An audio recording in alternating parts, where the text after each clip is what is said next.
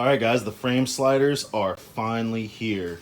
We've been waiting for all these parts for like 5-6 weeks, so you guys are actually getting a bunch of the upgrade videos, all in a week. But let's go ahead and get these installed and see how they look, do a little comprehensive review of these. Yeah. So first off, I just want to say, I'm not against buying parts off of eBay like we did on the levers, but there's kind of something I want to talk about with you guys. You have to be cautious of the parts you buy. It's not necessarily bad if it comes from China or Vietnam or somewhere else besides the country you live in, but do your research, check your reviews, and just find out a little bit about the parts that you're buying. For instance, with these parts that we bought, I didn't want to buy a $200-300 set of frame sliders, and I didn't want to buy the Loctite. Let me show you why. So the Loctite frame sliders, they bolt on to this frame bolt right here, and they sit, those and the T-Rex are the best looking frame sliders because they actually sit in this little piece of the bodywork. But there's two reasons I didn't want frame sliders like that. One, when they go with just one bolt hole, there's a lot more stress on the frame if the bike actually does go down, as well as we're eventually going to run track bodywork, but on these expensive $3,000 RF fairings, it sits so flush in here. There's like hardly any space in between the bodywork and the actual frame slider. And what worries me about that is being the single hole style, it flexes a lot. So I was just wary about, I didn't want to mess up the frame in any kind of way, putting a stress just on that one bolt hole. And also, if I did go down, I didn't want it to turn even the littlest a bit. If it turned in here, it would fuck up the plastics. So that's why we went with something like this. And basically, these frame sliders were like $30, but it's really, really good material. I didn't want steel bobbins. I wanted actual, they're not polyurethane, they're like the nylon. So they're not meant to catch. They actually slide, when you go down. But this is an identical replica of the Sato Racing frame sliders. So I wanted to give it a shot. They were sent to me, for $30. So let's go ahead and install them and check them out and see how they look. All right, so to do this install, all you have to do is just remove this one body bolt, just so you can pull this enough to get your wrench in there or your ratchet in there with a socket. If you haven't worked on your Aprilia before, it has these little plastic things on there, so make sure you don't lose those.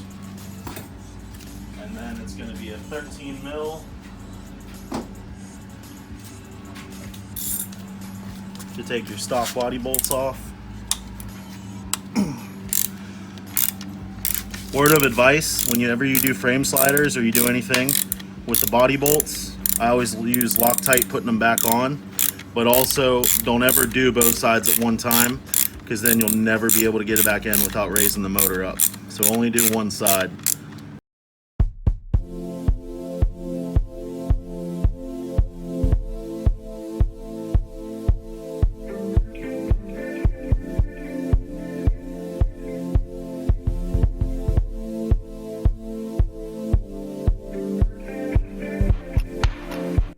Okay, so with these you have 90mm bolts and 75mm bolts. The 90s go on the right side, the 75s go on the left side. Also, when you undo the body mount bolts, the engine mount bolts, you have these little spacers that go on the inside. And on this, I believe, because we have less movement over here, it's gonna be easier to get this in the right side first. Go ahead and pull the bodywork a little bit.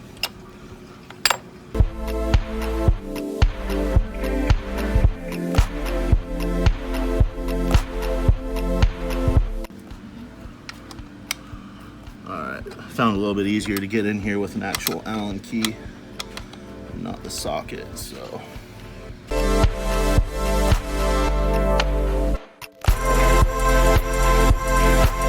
You can actually do this after you put the bobbin in, but it doesn't really make a difference. So I'm putting the fairing bolt back in.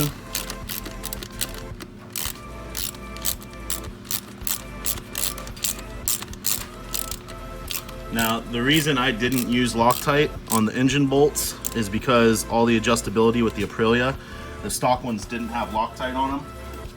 so I'm not going to Loctite it if the factory didn't use Loctite. Now we have the bobbin, and you have the hardware with the bobbin and a lock washer. So you put the lock washer in there like that. Kinda fiddle that down like so.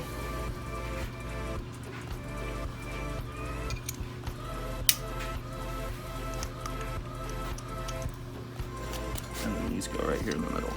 Oh, let's actually Loctite that.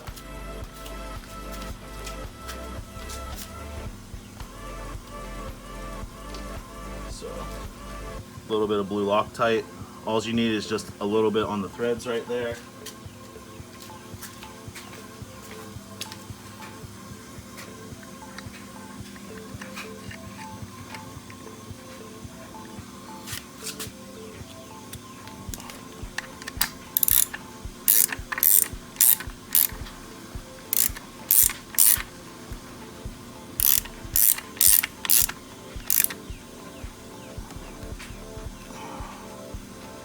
Get it the way you want it. And that's on. So, that's one side done. As you can see, like I was saying before, I know it's not the prettiest set of frame sliders compared to the Loctite and the T-Rex ones that fit right there, but I didn't want something right up on the bodywork, and I wanted a lot more stability on the frame. But it's all in prep to get ready for the track day here coming in about a week or so. So we'll go ahead and do the left side and get the project finished. But just repeat for the left side.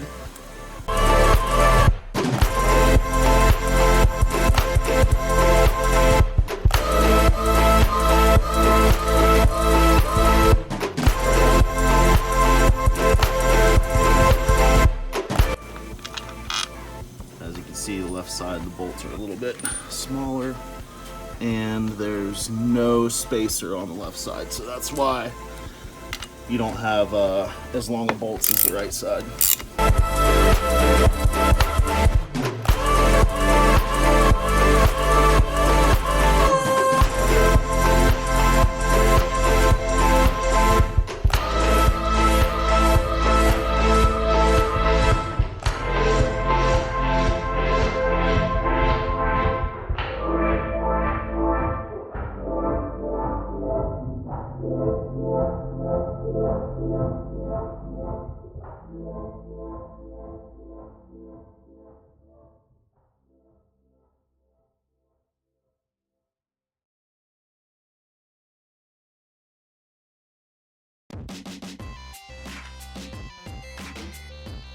Got the left side all put together. It doesn't look bad at all. I mean, I know I've said it a bunch of times that, yeah, the Loctite and the T-Rex look a little better, but for as cheap as they were, as good as the quality, I mean, you put all your weight on them, and it's not a bad look. But I mean, I think they look great. Now we have all the crash protection we need. The lever guard prototypes for the bar ends and the guards are actually coming this week, and we got a new suit coming this week. So thank you guys so much for watching the video. If you like this video, please give it a thumbs up. If it was something that informed you, taught you anything, or you just like the videos we do here, please consider hitting the subscribe button. And definitely stay tuned for next video, because we should be doing the suit review video and showing you like some gear talk, you know, what we're going over with, and getting the bike prepped for Aprilia Day at Jennings. So thanks guys for watching. We'll see you next time.